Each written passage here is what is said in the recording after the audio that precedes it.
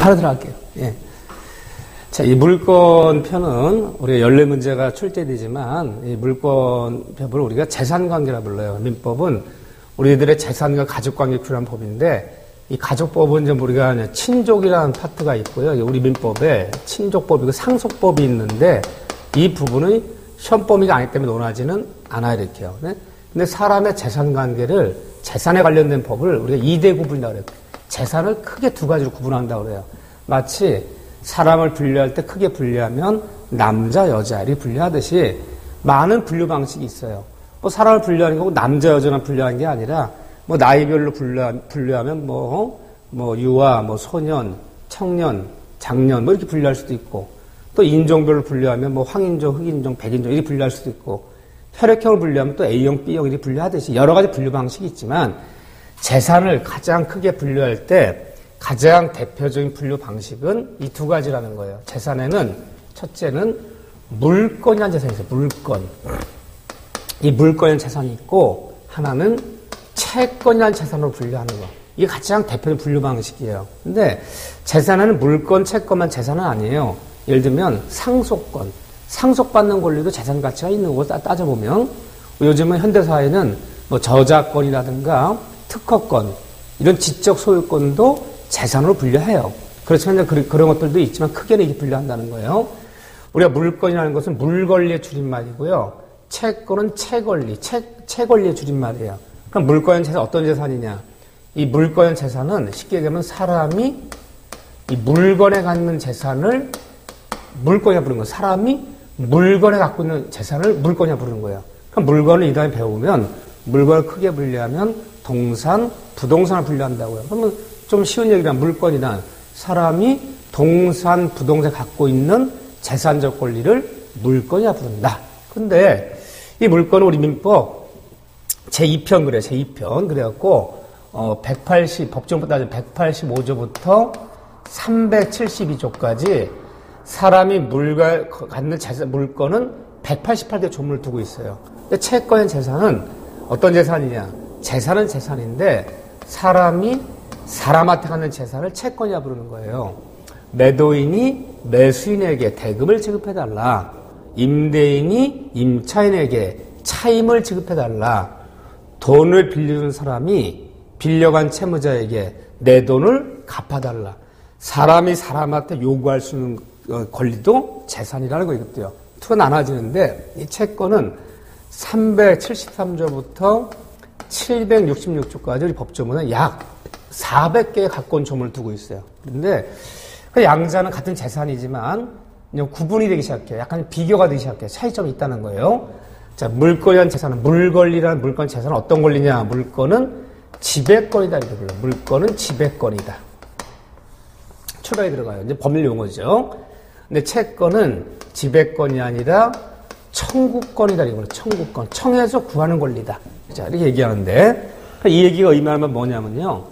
지배권이라는 것은 이 물권 재산은 사람이 어느 물건을 직접 지배해서 그러니까 직접 뭘 지배하느냐. 이 물건의 가치에는 사용가치라는 것이 있고 처분가치, 교환가치라는 게 있어요. 처분가치, 교환가치를 어떤 사람이 물건을 가지고 있다면 이걸 직접 지배해서 내 스스로 만족하는 재산이다. 그러니까 지배권이란 말은 물권리는 타인의, 남의 남, 타인의 도움을 필요로 하지 않는다는 거예요. 자, 보세요. 내가 어떤 시계에 소유권이나 물권이 있다면 이 시계는 나만이 사용하고 나만이 처분해서 내 스스로 만족하는 재산이지. 내가 이 시계에 소유권이나 물권이 있는데 이 소유권을 당신이 도와주지 않으면 저는 만족할 수 없습니다. 제발 도와주세요라고 누구한테 청구할 필요도 없고 누가 도와줘야지 만족한 재산이 아니라 내 스스로 물건을 직접 지배해서 이 두 가지를 지배해서 스스로 만족한 재산이다. 이런 뜻이에요. 이거 지배권이라 부르는 거예요. 근데 채권인 재산은 내가 아무리 채권이 많아도 내 스스로 만족할 수가 없어요. 채권자가 채무자한테 내 돈을 갚아달라고 청구해서 돈을 빌려갔다면 걔가 갚아줘야지 만족하는 거고 매도인이 매수인에게 너 약속한 날짜에 매매 잔금을 지급해달라고 청구해서 걔가 지급해줘야 만족하는 거지. 내가 아무리 채권이 많아도 채무자가 이행해주지 않으면 만족을 못한 재산이죠. 청구권이 한 얘기는 채권은 채권자 스스로 만족하지 못하고 타인의 도움을 꼭 필요한 재산이다. 남이 도와줘야지 만족한 재산의 뜻이에요. 이때 타인의 도움을 뭐라 부르냐면요. 채권자가 채무자한테 뭐뭐 해달라고 청구해서 채무자가 이행을 해줘야지 만족한다. 그래서 채권은 꼭 이행의 문제를 남기는 것이지 아무리 채권이 많아도 채권자 스스로 만족할 수 없는 재산이다. 타인의 도움을 필요로 한다. 이때 타인의 도움을 이행이라 부르는 거예요. 채무자가 이행해줘야지 만족하는 재산이라는 뜻이에요. 또 물건은 절대권이라 불러요. 물건 재산 절대권이다. 절대권이라 부르기도 하고 이거를 법률용어예요. 이게 일본식 한자 용어예요. 대세권이라 불러요. 대세권. 그리고 대세권. 사람이 물건에 가진 물건 재산은 이 절대권의 말뜻이 뭐냐면요. 이 세상 모든 사람에게 주장할 수 있는 재산이다. 이런 뜻이에요.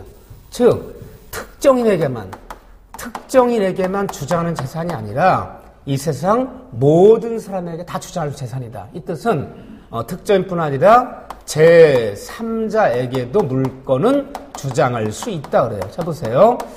내가 시계방 가서 돈 20만 원 주고요. 시계 하나를 샀어요. 사서 매매대금 20만 원 치르고 시계 인도 받아서 내가 차고 다녀요. 그럼 이 시계에 대한 나는 소유권이라는 물건이 있어요. 그러면 나는 이 시계에 대한 소유권의 물건을 나에게 시계를 판매한 그 시계방 주인한테만 주장할 수 있는 것이 아니라 이 세상 모든 사람이 주장할 수 있는 재산이죠. 내가 부동산 매매해서 내 앞으로 소유권 이전 등기 내서 소유권 취득했다면 나는 이 부동산의 소유권을 나에게 부동산 매매한 그 매도인에게만 주장할 수 있는 것이 아니라 이 세상 모든 사람에게 내 소유권을 다 주장할 수 있잖아요. 이게 바로 물건이에요. 절대권이다, 대세권이다. 물론 인간 세차 싸웠고요. 채권은 그렇지가 않아요. 채권은 절대권이 아니라 상대권이다. 상대적인 재산이다. 상대권. 또 다른 말로 뭐라 부르냐면요. 채권은 대인권이라 불러요. 대인권. 사람이 있어서 대인권이라고 해요. 대인권. 상대권. 물건은 절대권, 채권은 상대권. 이 말이 의미하는 건 뭐냐면요. 채권이라는 것은 이 세상 모든 사람한테 주장할 수 있는 재산이 아니라 채권은 특정인끼리만, 쉽게 얘기하면 채권이라는 건 둘끼리만 주장할 수 있는 재산이지 아무리 채권이 많아도 채권을 제3자에게 주장할 수 있는 것은 아니라는 거예요. 그러면 돈을 빌려주는 사람은 채권이 발생하고 돈을 빌려간 사람은 채무가 발생해요. 그건 채권 채무예요. 그럼 내 돈을 갚아달라는 말은 돈을 빌려간 채무자한테만 돈 갚아는 얘기 할 수 있는 거지. 채무자 돈 갚지 못한다고 채무자의 친구라든가 가족에게 돈 갚을 요구할 권리는 없어요. 매도인은 매수인에게만 주장하고 임대인은 임차인에게만 주장할 수 있는 거지. 임차인 차임을 지급하지 않는다고 해서 다른 사람한테 차임 지급하고 요구할 수는 없잖아요. 즉 채권이라는 재산은 지네 둘끼리만 주장할 수 있는 재산이지 제3자에겐 대항 주장할 수 없는 재산이다. 굉장히 차이가 벌어지죠. 또 물건은 지금 설명드리는 거는 처음에 나오는 것들이에요. 다만 제가 정규 수업 들어가면 이런 얘기를 상세할 시간이 없어요. 그렇지만 이런 것들이 처음에 기본 문제로 잘 나오는 거. 물건 채권 비교요. 물건은 우선적 권리라고 그래요. 우선적 권리. 물건은 우선적 권리다. 우선적 권리란 말이 뭐냐면요. 물건끼리는 서로 순위가 있어. 순위가. 선성립.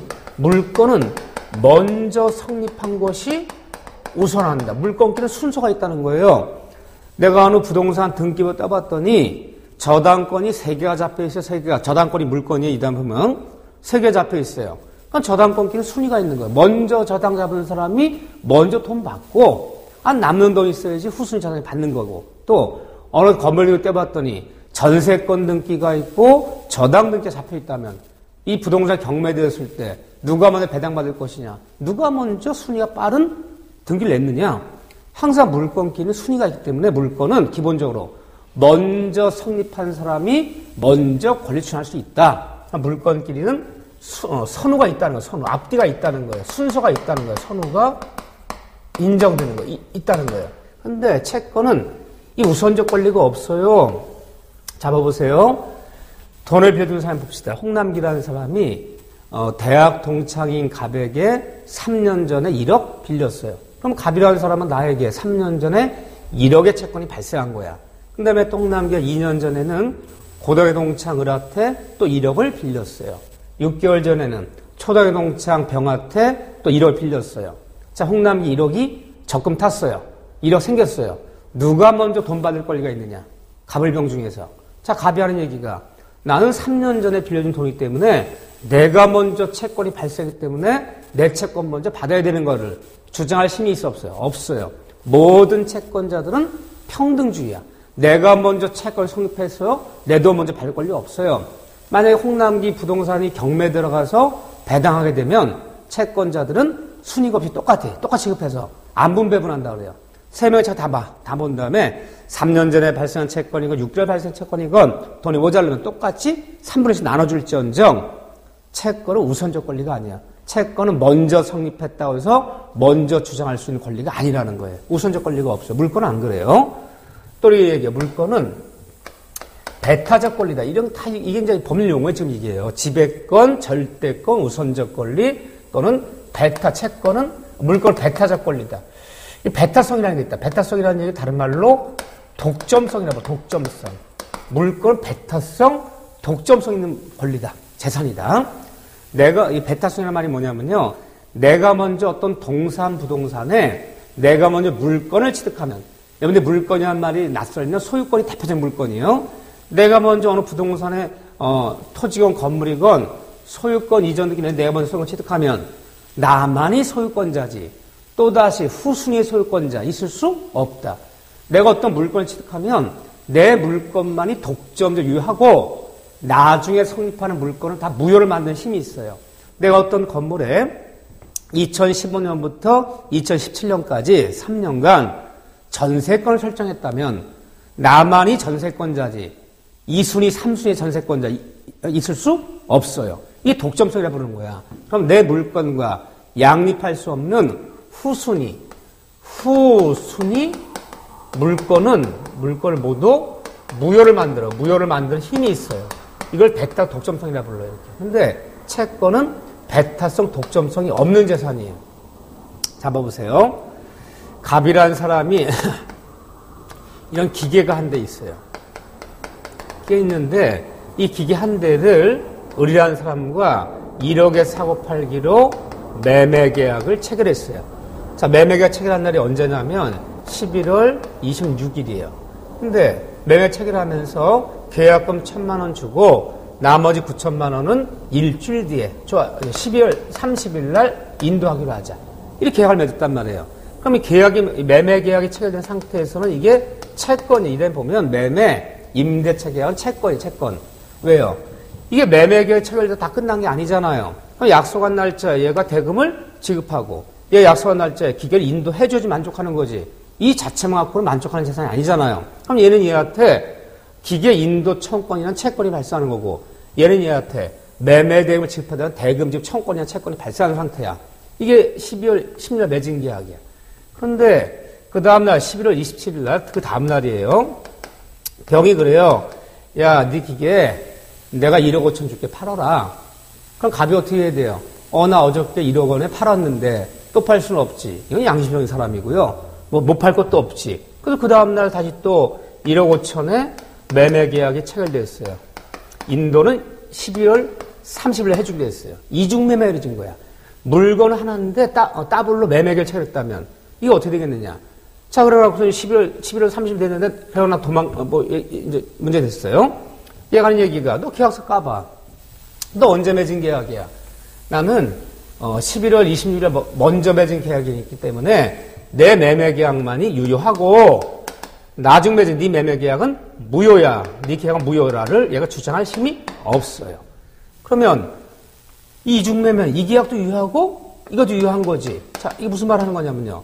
내가 먼저 채권이 발생했다고 해서 내 채권만이 독점적으로 유효하고 나중에 맺어진 채권을 얘가 방지할, 무효를 주장할 힘이 없어요. 그러니까 이중매매는 다 유효한 매매예요.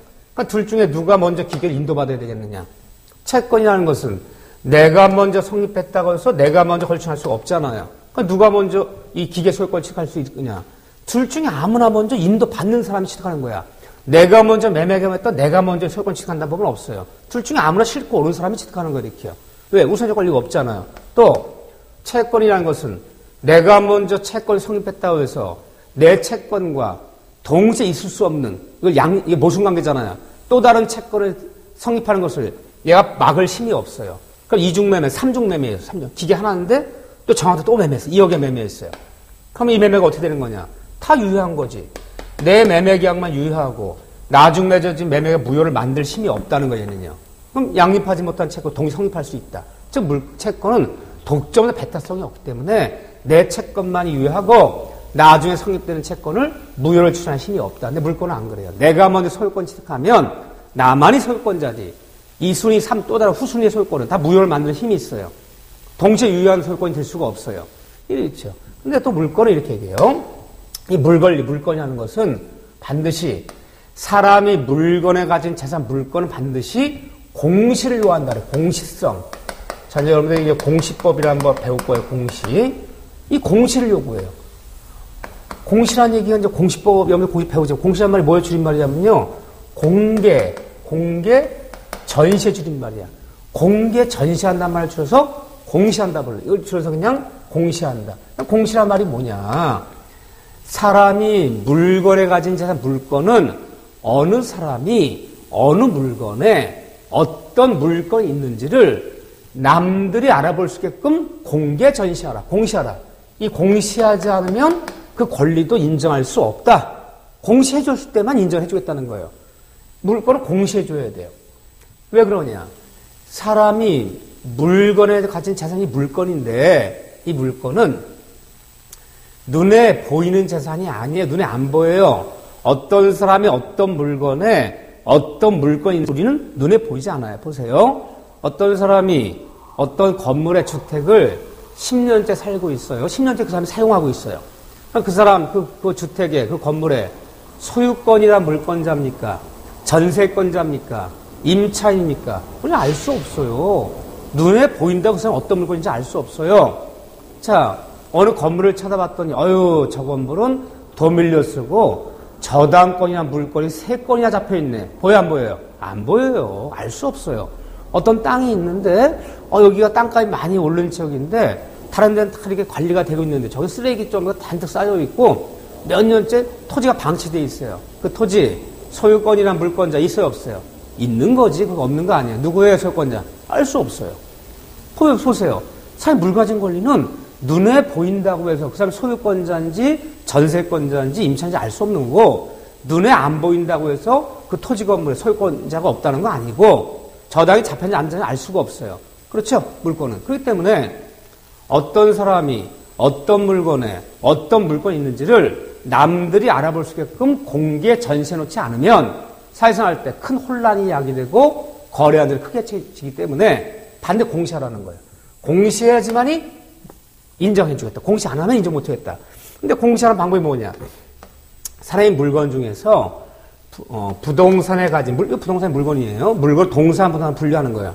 부동산에 가진 물건을 남한테 알리는 것은 반드시 공적 장부인 등기를 통해서 공시하라. 이 등기부에 기재된 대로만 물건 인정하고 등기부에 기재해야지만이 물건을 주장할 수 있어요. 등기 기재를 하지 않으면 아무것도 인정하지 않아요. 그러면 부동산 매매에서 내가 매매 잔금 치렀어요. 매매 잔금 치렀고 부동산 명도 받아서 내가 쓰지만 아직 등기부에 소유권 이전 등기라는 것을 갖춰놓지 않으면 공시를 안 해놓으면 소유권을 누구한테 있는 거 법적으로 매도한테 있는 거지 매수한테 있는 게 아니에요. 반드시 등기를 통해서 공시했을 때만 소유권 변동도 물건 인정하고 등기에 기재한 대로만 물건 인정해 주겠다. 이게 들어가요. 근데 사람이 동산에 가진 권리를 남한테 알려야 돼요. 공시하지 않으면 그 권리도 인정 못하겠다, 물건은. 근데 동산에 대한 공시한 방법이 뭐냐. 이 부동산은 종류가 2개밖에 없어요. 토지 아니면 건물이에요. 그러니까 토지 등기부, 건물 등기부, 장부를 국가에 2개만 마련하면 돼. 거기에 기재된 대로만 권리 인정하면 돼요, 이렇게요. 근데 동산은 수만 가지잖아요. 냉장고, 세탁기, 다이아반지, 시계, 예를 들면 김치 냉장고 일일이 다 등록 원부를 들 수가 없잖아요. 냉장고 등록부, 세탁기 등록원부, 다이아 등록부 다 공적 부가 들 수가 없잖아요. 수만 가지라.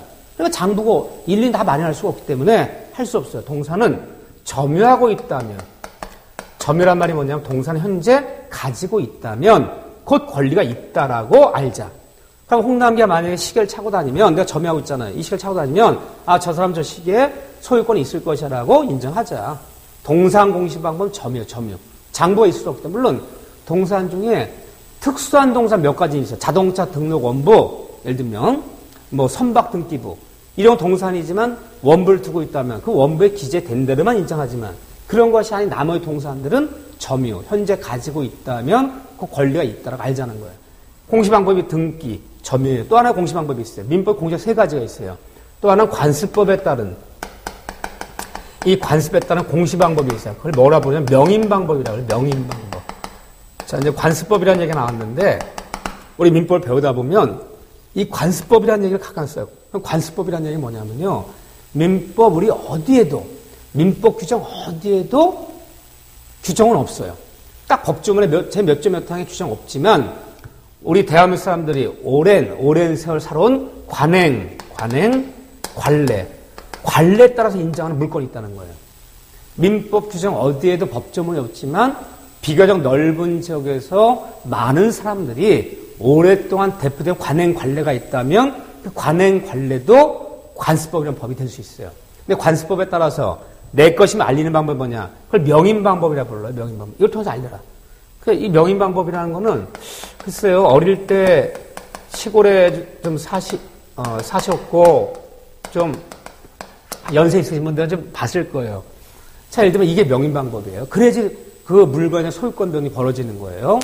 자, 과수원하는 사람인데 청가상인이 봄철에 가서 그래요. 사과 과수원 백과수원인데 내가 따가기는 추석물이나 가을에 따갈 텐데 봄에 그래 잎도 선매한다 그러죠. 밭대기로 이 과수원에 있는 모든 사과배 3천만 원에 팔아라.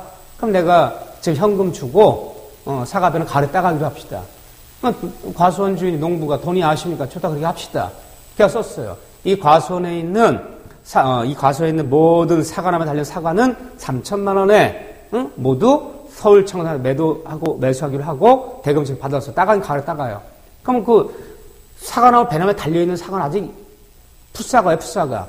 그러면 뭘 갖추느냐? 명인방법을 갖춰요. 그럼 과수원 뚝이라든가 사람들이 잘 보이는 데다 군데군데다가 팻말을 붙여버려요. 여기 달려있는 사과배는 서울청가 것이므로 떨어진 사과도 추석하지 말 것, 서울청가 100이라 팻말 써붙이면 과수원 주인은 농부일지언정 달려있는 사과배 소유권은 누구한테 냐 서울청가 거야. 그러면 그 농부도 그거 따면 안 돼 이렇게요. 또 어릴 때 보면 이렇게 색줄을 이렇게 둘러놓고 입상금지. 여기 있는 나무는 한 그루도 베지 마. 옛날 나무 베다가 불 때는 시절에 입상금지 주인백 그래버리면 그 나무를 살 수도 있어요. 땅을 사는 게 아니라 예전에 이제 그 소식에 연탄이라든가 가스 되지 않는 옛날에 불 떼서 아궁이에 불 떼서 밥하고 있는 시절에는 나무가 비싸요. 근데 나무 임야 소유자가 나무 장사한테 여기 있는 나무 다 한 번에 쌀 100가마 정도의 분량으로 팔았어요. 그렇지만 그 사람 한 번에 배갈 수 있는 건 아니잖아요. 그럼 그 사람이 군데군데 새끼를 쳐놓고 입상금지 절대 나무 한 그루도 베거나 가랑잎도 긁어하지 말 것 딱 써붙이면 임야 소유자는 그 농부일지언정 그 임야에 심어져 있는 나무는 이제 나무 장사거지. 그 임야 소유가 아니잖아요.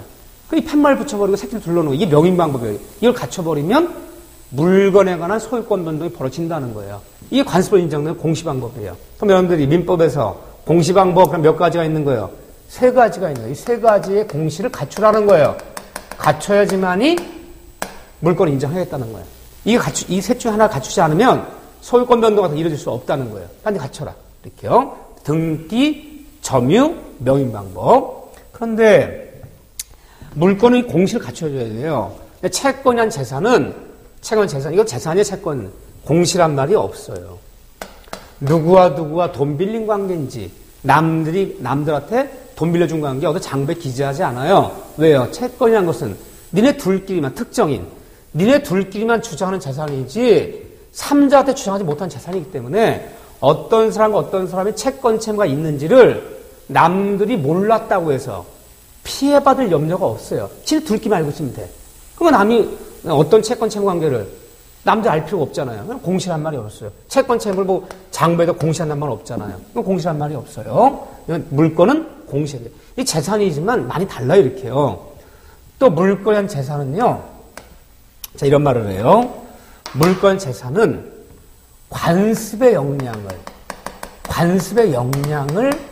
많이 받았다 그래요.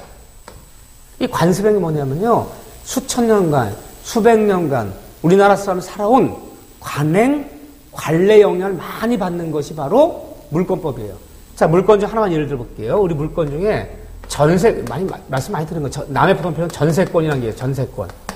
이 전세권이라는 물건은요, 전 세계에서 우리나라밖에 없는 물건이에요. 우리가 독일법을 받아들였어요. 이 민법이 독일법인데, 우리 법을 받은 독일이나 일본도 전세권이라는 물건 없어요. 예를 들면, 이 사원 영향을 많이 받아요. 또는 우리가 이제 배우다 보면, 이 분묘기지권인 거예요. 분묘기지권. 이 분묘기지권이 뭐냐면요, 산소짜리.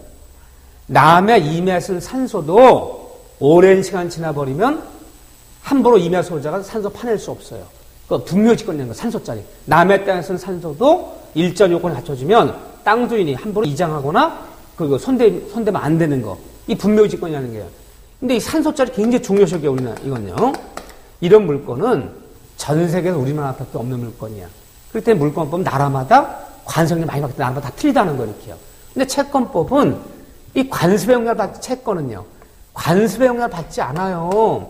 이 채권은 무조건 보편적이고, 나라마다 다 똑같아요. 이게 똑같기 때문에 아프리카 사람과 한국 사람이 무역 거래계약 맺을 수 있는 거야. 무역 거래계약 맺으면 이게 채권처럼 발생하거든요. 나라마다 다 똑같지. 보편적이지, 그 나라에 뭐 관습의 영향을 받지는 않아요, 이렇게요. 그런 다음에 이 물건이란 재산은 제가 185조부터 372조까지 180가지 종목을 두고 있다고 했어요. 이 물권법 흐르는 이념이 있어요, 이념. 물권 흐르는 정신 또는 기본 원리. 뭐라고 좋아? 이념, 물권 흐르는 정신, 기본 원리. 그러면 지금 180가 나와 있는 물권 법정주의. 이 물권 법정주의가 물권 흐르는 정신이에요. 기본 이념으로 물권 법정주의. 이렇게 불러요. 그럼 물권 법정주의란 말이 뭔가? 그 185조에 있어 보세요. 자, 한번 벌써 읽어봅시다. 185조에. 그러면 그 185조는 물권법으로 따지면 이게 1조죠, 1조. 물권법 1조. 여기부터 물권법이 시작되잖아요. 물권법 1조나 마찬가지야. 물권법으로 따지면 1조에 보면 물권은 물 권리는 법률 또는 관습법에 의하는 외에는 임의로 창설하지 못한다. 이걸 물권 법정주의라 불러요. 무슨 말이냐? 이 물권 법정주의라는 말이 뭐냐면요. 물권의 종류와 종류. 그러니까 물권의 종류 그러면 가지수죠, 가지수. 물권의 종류, 가지수. 그러니까 여러분들 말씀 많이 들었던 거예요. 소유권, 전세권, 저당권, 유치권 이런 걸 많이 들었을 거예요. 그 물권의 종류와 물권의 내용까지도 소유권의 내용, 전세권의 내용, 저당권의 내용, 지상권의 내용 이게 다 법적으로 정해져 있어요. 그 정해진 내용들만 쓰라는 거예요. 그러면 물권의 가지수와 물권의 내용은 법률이요. 법에 제정된 법률 또는 이 관습법 이 두 가지 외에는 임의로 창설하지 못한다. 그러면 법률에서 인정되는 종류와 관습에서 인정되는 종류, 내용 이 두 가지들만 써야지 두 사람이 우리가 물권 합의로 창설합시다.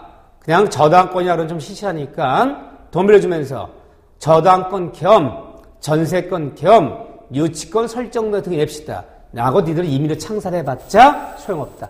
정해진 종류, 정해진 내용들만 써라. 이게 물론 법정주의예요. 임의로 창설하지 말아라. 그러면 이 물권 법정주의가 의미하는 바가 뭐냐? 이 물권에 관련된 법조문이 있어요. 188개 조문이 있어요. 이 물권법 법조문은 주로 무슨 규정이냐 그러면 강행규정이라 부르는 거. 물권 규정 강행규정이다. 이 강행규정이란 말이 뭐냐면요. 물권에 관련된 법조문은 법에서 딱 정해진 대로만 써야지 이 법에 정해진 대로 쓰지 않은 것은 다 무효가 되는 거예요. 이 법에 딱 정해진 대로만 쓰는 거예요. 절대 두 사람이 특약으로 창설할 수가 없어요. 특약으로 배제하거나 특약으로 창설하거나 두 사람 합의로 다르게 변경이 심하면 안 돼. 무조건 법에 정해진 데만 써야 돼요. 만약에 이 강의조항 때문에 이 물권과 법조문에 위반하면 제가 이게 185조부터 370조까지 했잖아요. 주로 이 위반하면 다 위반한 것은 다 무효이다. 무효가 돼버려요. 굉장히 강력한 법이에요. 그런데 이 채권법이라고 해요. 계약법이요. 채권 흐르는 정신은 앞으로 우리가 배워보면요. 이 채권법에서 우리가 10문제 나와요. 물권법 14문제 나오고요. 이 채권 흐르는 정신은 계약 자유의 원칙이라는 게 있어요. 계약 자유의 원칙. 계약 자유의 원칙이란 말이 뭐냐면요. 사람과 사람 사이에 누구와 누구 사이에 채권 채무가 발생될 것인지는 다 너희들 자유에 맡기겠다. 국가 간섭하지 않겠다.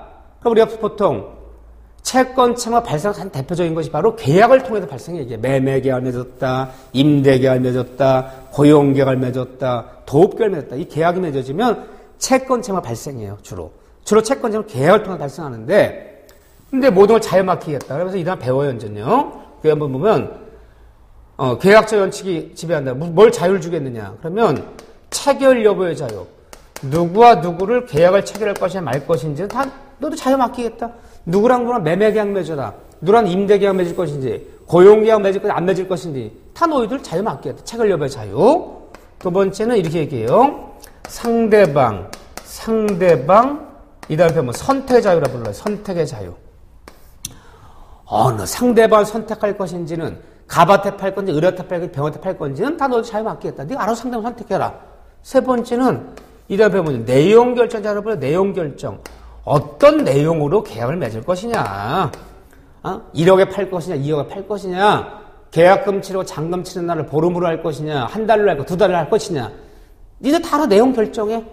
다 결정해라. 얼마 사고 팔고 하라는 법도 없고 언제 대금 치라는 법도 없어. 내용 결정해라. 또 하나는 방식의 자유. 방식의 자유. 어떤 방식으로 계약을 맺을 것이냐. 계약서 쓸 때 구두로 할 것이냐. 계약서 서면을 쓸 것이냐. 공증을 받을 것이냐. 다 방식의 자유야. 니는 마음대로 계약 맺어. 이 네가 자유를 주겠다. 이게 흐른 정신이에요. 그러다 보니까 이 채권법 규정은 제가 아까 373조부터 766조까지 약 390개 조문이 있어요. 하지만 이 390개 조문은 주로 채권법 규정은 주로 임의 규정이에요. 임의 규정. 법의 성격이 좀 달라요. 그러니까 임의 규정이라는 말이 뭐냐면요. 임의 규정은 법조문에 이렇게 규정이 있어요. 규정이 있지만 이 규정과 달리 정한 특약이 있거나 달리 정한 바가 있다면 정한 대로 하고 아무것도 정한 게 없을 때만 이 법조문대로 하는 거야. 그러니까 법조문에 규정이 있더라도 법조문에 있는 규정을 배제할 수 있어요. 자, 하나만 예를 들어볼게요. 이런 게 임의 규정이에요. 하나 예를 들어볼게요. 우리가 채권법에 가면 이 다음에 우리가 매매라는 거 배워요. 매매. 가장 대표적인 채권이 이게 채권 채무 발생하는 거예요. 자, 근데 법정에 뭐가 됐냐? 매매 비용은 매도인과 매수인이 균등하게 부담한다. 이게 법조문이에요. 우리가 매매 계약 맺다면 비용이 나오는 적이 있어요. 자, 무슨 비용이 나올까요? 혹시 토지를 매매할 때는 측량 한번 해볼 수 있잖아요. 측량 비용. 또 매매 가면 중개 수수료 같은 거 있잖아요. 이거 아무것도 없을 때 어떻게 내는 거예요? 자, 중개 수수료가 200만 원이 어떻게 내는 거예요? 매수는 반씩 내는 거잖아요. 이 법조문이에요. 매매 비용은 정한 바가 없다면 다 반씩 이렇게 부담하는 거야. 근데 우리는 특약상, 중개 수수료랑 토지를 매도하기 위해서 측량 비용 같은 건 일체는 다 전액 매도인이 부담하지 매수는 부담치 않기로 한다라는 특약이 있었다면 어떻게 하나요? 중개 수수료, 측량 비용 다 특약들을 매도인이 부담하는 거지 매수는 부담하는 게 아니에요. 그러면 법조문에 매매 비용은 매도인과 매수인이 균등하게 부담한다. 이 법조문 언제 써먹으려고 있는 거냐? 두 사람의 특약도 없고 다른 의사도 없을 때만 써먹는 거지. 법적으로 규정이 있더라도 달리 정한 바가 있다면 정한 대로 가는 거지. 법대로 가는 게 아니잖아요. 이런 규정을 무슨 규정이라 부른다? 임의 규정이라 불러요. 임의 규정은 법률의 규정이 있더라도 특약이 있거나 다른 의사가 있다면 배제할 수 있는 법조문. 강행 규정은요. 특약과 의사를 배제 못해요. 무조건 법대로만 지켜야 되는 법조문. 성격이 확 달라지죠. 이렇게요. 그런 정신이. 그래서 여러분들이 이거 아무것도 아닌 것 같지만 요 얘기 정도 익혀주시면 오늘 굉장히 큰일 한 거예요. 이게 한 문제거리예요. 이게요. 자, 이 다음에 좀 자세히 보니 물권 법정이라는 말 뜰 거예요. 물권의 종류와 그 내용은 법률과 관습이 딱 정해진 다음에 써야지. 두 군데 정해진 바가 없는 것을 임의로 창설하거나 특이하게 배제할 수 없다. 만약에 물권법 규정에 딱 정해진 걸 위반하면 정해진 법조에 정해진 데 쓰지 않았어요. 위반하면 그건 다 무효가 된다. 이게 물권 법정제 말뜻이 얘기예요. 그런 얘기가 바로 거주면에 나와 있죠. 이렇게요. 그 다음에 자, 이제 그 법조 모델을 볼게요. 그 186조 봐보세요. 186조. 이 186조, 187조가 이 두 조문은 사실은 여러분들 어디서 자세히 배우는 거냐. 이 두 조문은 공시법이에요. 특히 공시법에서도 부동산 등기법. 이 등기법에서 이 두 조문을 자세히 배우는 거예요. 그래서 등기법이 12문제 나오는 거예요. 그만큼 이 법조문은 간단하지만 나중에 공시가 따로 배워야 되는 법조문이에요. 그만큼 굉장히 유명한 법조문이에요. 보세요. 간단하게 말뜻만 볼게요. 186조. 부동산 물권 변동의 효력. 그 변동에 또 얹혀요. 변동. 우리는 변동이라는 말 많이 쓸 거야. 앞으로 변동. 물권 변동. 예를 들면 채권 변동. 권리 변동. 법학에서 변동 그러면요. 이 변동이라는 말 뜻은 이 세 단어의 줄임말이에요. 부동산 물권 변동이라면요. 변동 그러면 발생, 변경, 소멸. 이 세 단어를 줄여서 우리가 변동이라 불러요. 항상. 그러면 이 말을 풀어볼게요. 부동산 물권 변동은 부동산 물권의 발생, 변경, 소멸. 채권 변동 그러면요. 채권의 발생, 변경, 소멸. 권리 변동 그러면 권리의 발생, 변경, 소멸. 이 세 단어를 줄여서 우리가 변동이라 불러요. 변동.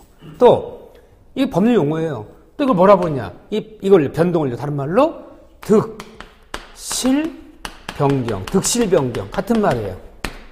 그러니까 용어를 풀어볼게요. 186조에 부동산 물권 변동은 부동산 물권의 발생, 변경, 소멸. 어떤 사람이 쉽게 얘기하면 부동산에 소유권이 발생되기도 하고 소유권이 변경되기도 하고 소유권이 소멸하기도 하는 거. 다른 말로 부동산 소유권의 득실 변경. 소유권 얻거나 물권 얻거나 잃거나 변경 같은 말이에요. 자, 그런데 뭐가 된다 보세요.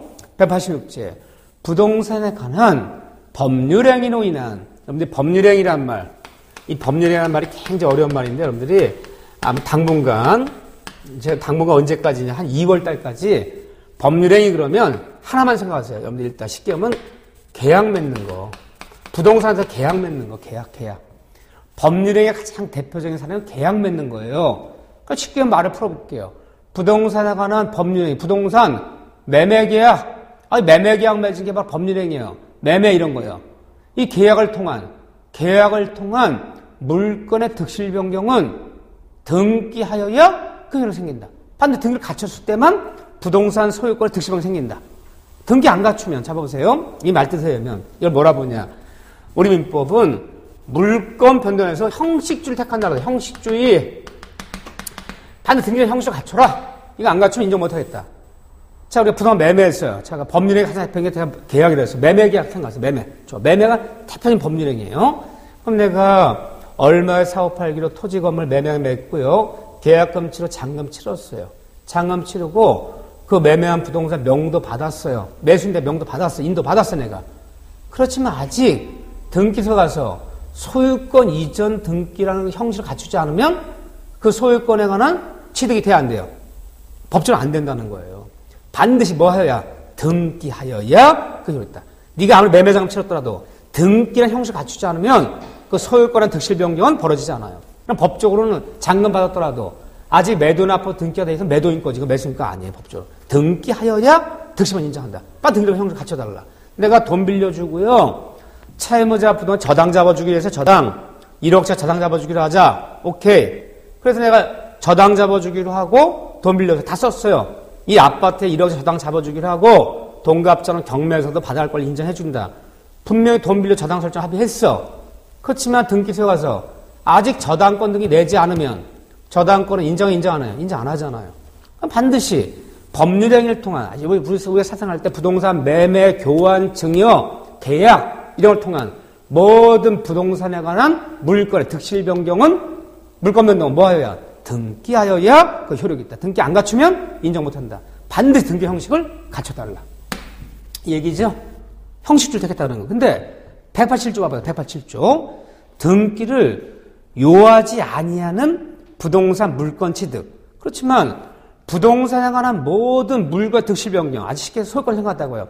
부동산에 관한 모든 물권 득실 변경은 다 등기 갖춰야 되는 거 아니에요.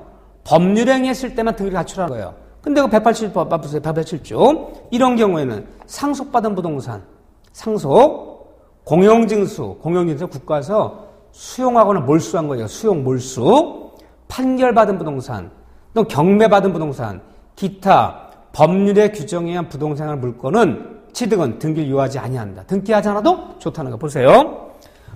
부동산이 모든 경우에 등기를 갖춰야 된다는 게 아니에요. 부동산 매매니 교환이니 증여니 이렇게 계약을 통한 그걸 법률행위를 불러요. 법률에 통한 부동산 물권 변동은 반드시 등기를 갖췄을 때만 그 득실변경 인정하지. 등기 안 갖추면 아무것도 인정 안 해요. 근데 상속받은 거, 판결받은 부동산, 국가의 수용물성 공용진수, 기타 법률에 규정 있는 것은 등기하지 않아도 좋다는 거예요. 등기하지 않아도 인정하겠다는 거예요. 득실변경 인정하겠다는 거예요. 자 보세요. 아버지 명의로 이미 5,000평이 있었어요. 시골에 전담이 있었어요. 아버지 돌아가셨어요. 1년 전에. 그러면 우리가 상속 받는 거잖아요. 근데 우리가 아직 자식들이 상속 등기 안 냈어요. 그 부동산, 돌아가신 아버지 명의에 있던 부동산의 소유권 누구 거냐? 그 상속인 거예요. 등기 안 갖춰도 돼요. 이런 것도 등기 갖춰야지 소유권 넘어오는 거 아니에요. 등기 갖추지 않아도 법에 있잖아요. 상속, 판결, 경매, 공유. 근데 경락받았어요. 법원에서 경매했는데 오늘 내가 경락대가 완납시켰어요. 완납시키면 경락자 앞으로 아직 소유권 이전 등기 내지 않아도 경락대 완납 시에 소유권 넘어온 거지. 등기 갖춰야 소유권 넘어오는 거 아니에요. 이런 것들은 기타 법률정이 있거나 이런 것들은 등기하지 않아도 좋다. 등기 안 해도 소유권 변동 인정하겠다. 아버지 돌아가신 날에 경락대 완납한 날에 판결 나온 날에 등기 내지 않아도 소유권 넘어온다. 인정하겠다. 단 남한테 처분할 때는 그러하지 않는다. 그러면 상속받은 부동산 자식 앞으로 상속 등기 내지 않아서 소유권 넘어온 거예요. 그래서 남한테 팔아먹을 때 경락받은 부동산 경락자 완납하는 순간 등기 내지 소유권 등기 내지 않아도 경락자 소유권 된 거예요. 그거 등기하지 않아도 법에 되죠. 등기하지 않아도. 하지만 이걸 남한테 팔아먹을 때는 반드시 등기한 다음에 처분하라는 거예요. 그럼 취득할 땐 등기하지 않은 관계없지만 팔아먹을 때만 등기한 다음에 처분해라. 모든 경우 다 등기를 요하는 건 아니잖아요. 이렇게 다르잖아요. 이 다음에 자세히 공시법에서 이런 일을 논하는 거고요. 그 188조보다 189조, 190조 여기 나와 보면요. 동사물권 변동 얘기하는 동사물권. 사람이 동산에 가진 물건이 변동 생기는 거. 시계라든가 냉장, 세탁기에 소유권 변동 생기는 동사물권 변동은 반드시 보세요. 188조 봐보세요. 1항에 보면 나머지 보지 마세요. 아직은요. 동산에 관한 물건 양도는 양도가 넘기는 건 양도는 그 동산을 인도하여야 그 효력이 있다. 사람의 동산에 가진 권리는 인도가 뭐예요? 점유를 넘겨주는 거. 그 인도라는 형식을 갖췄을 때만 동산 소유권 변동이 벌어지는 거 쉽게 얘기하면. 그러면 내가 아주 쉬운 얘기를 하면 이거랑 마찬가지예요. 기계, 냉장, 세탁기 하나 샀어요. 매매되면 치렀지만 아직 실고 안 왔어요. 우리 집에 안 실어다 줬어요. 나 소유권 취득 안 된 거예요. 동사물권 변동은 인도라는 형식이 갖췄을 때 소유권 변동이 벌어지는 거예요. 인도하여야. 그럼 동사 기계 매매금 다 치렀지만 아직 인도받지 못했다면 소유권 변동 벌어지지 않아. 인도 형식. 그러면 사람이 부동산에 관한 물권 변동은 반드시 등기하여야 그 등재 형식을 갖춰달라. 동산 물권 변동은 인도라는 형식을 갖춰달라. 그럼 우리는 부동산 물권 변동은 등기, 동사 물권 변동은 인도라는 형식을 갖췄을 때는 소유권 변동이 벌어지는 거예요. 반드시 형식을 갖춰줘야 돼요. 그래서 인도 방법이 밑에 쭉 나오는데 이런 얘기들은 뭐 지금 볼 필요는 없는 것들이에요. 이게 좀 그 핵심이 되는 것만 파악해 주시고요. 자, 여기까지만 먼저 보고 2장의 점유권 얘기는 조금 쉬었다가 다시 점유권에서 우리가 기본적으로 꼭 알아야 되는 것들만 몇 가지 볼게요. 이렇게요. 자, 좀 쉬었다가 점유권 파트 들어갈게요. 그러면 제가 지금 설명드린 것 중에서 물권법 185조, 186조, 187조, 188조 이 정도 용어만 좀 봐달라는 거예요. 이 정도 용어만. 물권법정주의단.